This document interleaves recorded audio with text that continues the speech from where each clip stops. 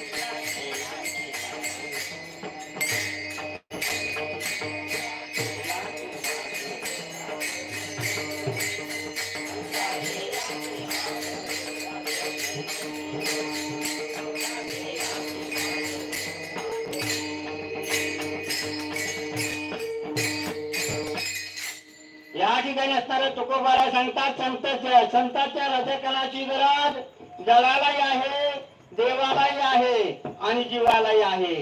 या ठिकाणी संत या ठिकाणी याचसाठी असणारे अवतार धारण करतात, जड मुळाचा उद्धार करण्यासाठी।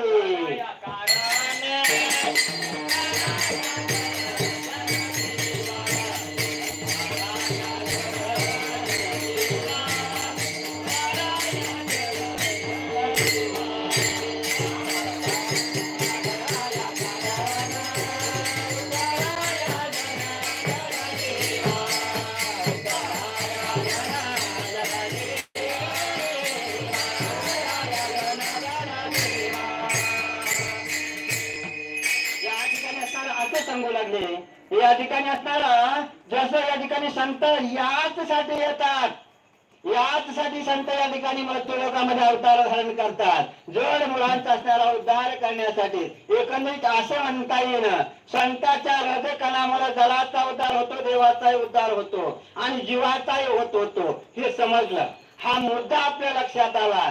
संत चरण हृदय लागता सहज बळ।